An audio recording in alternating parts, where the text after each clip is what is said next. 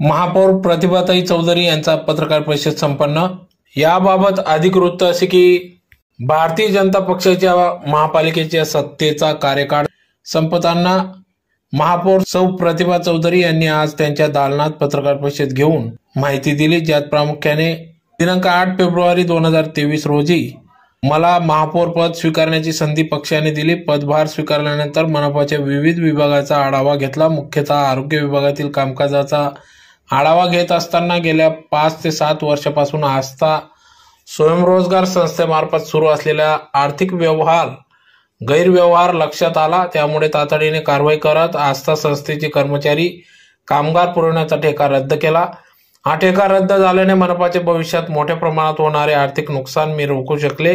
देवपूर भाजी मंडईकरिता असलेली जागा भूमाफे यांनी गिळंकृत केली होती। ती जागा मनपाच्या नावे करण्यासाठी आणि मनपा मार्फत भूसंपादन करून बेरोजगार व भाजी विक्रेत्यांसाठी जागा उपलब्ध करण्यासाठी मी प्रयत्न केले।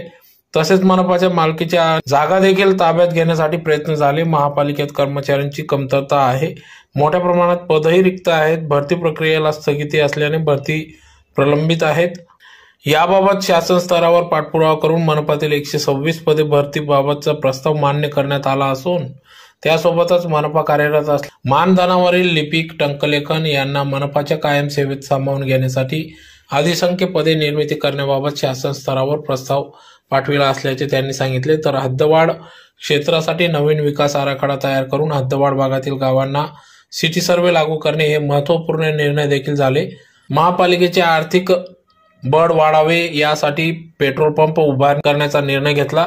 साक्री रोडची शाळा क्रमांक 14 जवळची जागा या पेट्रोल पंपासाठी प्रस्तावित करण्यात आली असून देवपूर भागासाठी नवीन अग्निशमन केंद्र उभारण्याचे प्रस्ताव, देवपूर अमरधानमध्ये विद्युत शवदाहिनी उभारण्यासाठी प्रयत्न, शहरातील ई बस सेवा प्रकल्प कार्यान्वित करणे, NUHM अंतर्गत कृष्णनगर व हजारखोली भागात नवीन दवाखाना निर्मिती प्रस्ताव, मिल परिसरातील आणि शहरातील अतिक्रमित जागांवरील निवासी घरांना सिटी सर्वे लागू करणे, गुंठेवारी प्रस्ताव कार्यान्वित करण्यास मान्यता, माजी सैनिकांप्रमाणेच अर्धसैनिक बलाच्या जवानांना मालमत्ता करात माफी देण्याचा प्रस्ताव शासनाला सादर, पाचकंदील मार्केट आणि दसरा मैदान येथील व्यापारी संकुल बांधण्याच्या प्रस्तावाला मान्यता, पाचकंदील येथील विकासकाने दाखल केलेल्या नुकसान भरपाई दाव्याबाबत प्रतिदावा दाखल करण्याची कारवाई, RR पाटील व्यापारी संकुल आणि छत्रपती शिवाजी महाराज व्यापारी संकुल येथील थकीत भाडे आणि मालमत्ता कर आकारण्याची कारवाई, पाणी अपव्यय टाळण्यासाठी प्रेशर मीटर व आराखडा तयार करण्यासाठी तांत्रिक सल्लागारांची नियुक्ती, नागरिकांच्या मनोरंजनासाठी पांढरा चौपाटी येथे अत्याधुनिक बगीचाची निर्मिती या कामाचा समावेश असल्याची यावेळेस महापौर प्रतिभाताई चौधरी यांनी पत्रकार परिषदेतून माहिती दिली।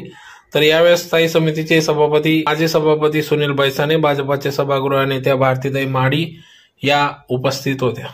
स्थानिक नेते भारताचे तेजस्वी पंतप्रधान माननीय नरेंद्र मोदी साहेब यांच्या आशीर्वादाने, उपमुख्यमंत्री माननीय देवेंद्र भाऊ फडणवीस यांच्या मार्गदर्शनाने भाजपा महाराष्ट्र प्रदेश अध्यक्ष श्री चंद्रशेखर बावनकुळे साहेब, धुळे जिल्ह्याचे पालकमंत्री माननीय गिरीश भाऊ महाजन, महामंत्री श्री विजय भाऊ चौधरी व धुळे शहराचे लोकप्रिय खासदार माननीय डॉक्टर सुभाषबाबा भामरे, तसेच माजी मंत्री अमरीशभाई पटेल, माजी मंत्री जयकुमार भाऊ रावल, माजी आमदार राजवर्धन कदमबांडे, भाजपा महानगर अध्यक्ष गजूशेठ आंबेडकर, तसेच विधानसभा प्रमुख अनुपैया अग्रवाल, माजी महापौर चंदूबापू सोनार, माजी महापौर प्रदीप नाना करपे, तसेच सभागृहातील आमचे सर्व पदाधिकारी, सभागृहातील सर्व सन्माननीय नगरसेवक बंधू भगिनी, आयुक्त मॅडम, नगर सचिव मनोज भाऊ व सर्व प्रशासनातील अधिकारी व विभाग प्रमुख कर्मचारी यांचं जे मला जो महापौर पदाचा जो कार्यकाळ मिळालेला होता तो फार अल्प कार्यकाळ मिळाला। 10 महिन्याचा कार्यकाळ मला मिळालेला आहे आणि ह्या 10 महिन्याच्या कार्यकाळामध्ये जे चांगलं धुळे शहरातील जनतेसाठी करता येईल, ते जे चांगले विषय मी मार्गी लावलेले आहेत माझ्या कार्यकाळात, त्याच्यासाठी मी आज सगळ्या आपल्या पत्रकार बंधूंना चहापान व आपल्याशी संवाद साधण्यासाठी आपल्याला सगळ्यांना इथे बोलवलेलं होतं। या संदर्भामध्ये मला ज्यांनी सहकार्य केलेलं आहे वर्षभर 10 महिन्याच्या कार्यकाळात त्या सगळ्यांची मी मनापासून खूप खूप आभार मानते. आमच्या भारतीय जनता पार्टीच्या सर्व नेत्यांच्या मनापासून आभार मानते की ज्यांच्या आशीर्वादामुळे मला महापौर होण्याची जी संधी मिळाली ते भारतीय जनता पार्टीच्या सर्व नेत्यांच्या स्थानिक आणि वरिष्ठ त्यांच्यामुळे मला ही संधी मिळाली. या कार्यकाळामध्ये माझ्याकडून चांगलं काम करण्याचा मी प्रामाणिकपणे प्रयत्न केलेला आहे.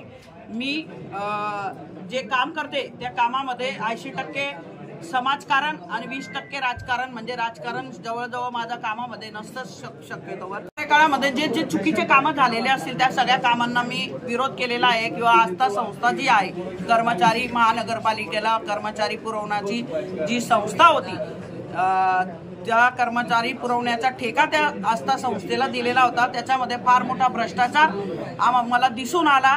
तर तो भ्रष्टाचार शोधून काढण्याचं काम मी केलं. जवळजवळ दर महिन्याला 30 किंवा 34 लाखाचं बिल त्या ठेकेदाराला दिलं जात होतं. तर तो भ्रष्टाचार शोधून काढल्यानंतर त्याचा ठेका रद्द करण्याची कारवाई देखील मी केलेली आहे. त्याच्यावर कारवाई करण्यासाठी मी मुख्यमंत्री, उपमुख्यमंत्री, प्रधान सचिव, नाशिक विभागीय आयुक्त, कलेक्टर साहेब या सगळ्यांना मी पत्र दिलेलं आहे. त्यांची चौकशी चालू आहे. पोलिसांमार्फत देखील ती चौकशी चालू आहे. उत्पन्नवाढीसाठी पालिकेचं जे शहरातील व्यापारी गाड्या आहेत ज्यांची मुदत संपलेली आहे ते महापालिकेने ताब्यात घ्यावे. तसेच शहरामध्ये महानगरपालिकेचं उत्पन्न वाढीसाठी आम्ही आमच्या कार्यकाळात पेट्रोल पंप देखील मंजूर केलेला आहे.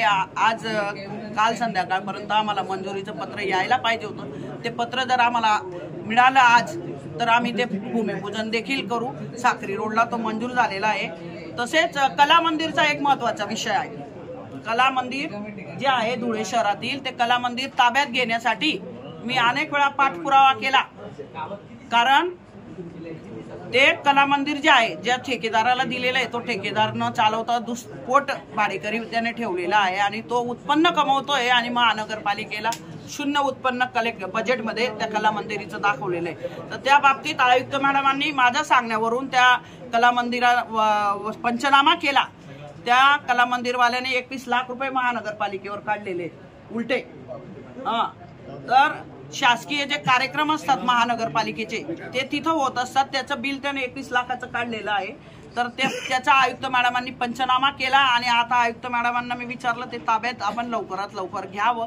तर आयुक्त मॅडमांनी सांगितलं की आपण लवकरच त्याची निविदा प्रक्रिया करू, निविदा काढू आणि निविदा काढून आपण ते कला मंदिर ताब्यात घेऊ असं आयुक्त मॅडमांनी सांगितलं. शेवटच्या स्टेपला आता प्रोसेस आलेली आहे. दरबारामध्ये 2 तारखेला आता मीटिंग लावलेली आहे. तो चेंडू तिकडे गेलेला आहे. शासनच्या दरबारामध्ये प्रधान सचिव यांनी आयुक्त मॅडमांना पत्र आलेलं आहे लेखी की तुम्ही त्या विषयावर सविस्तर मत मांडण्यासाठी तिथं उपस्थित राहा. 2 तारखेला आता त्या येणार आहेत, जाणार आहेत तिथं.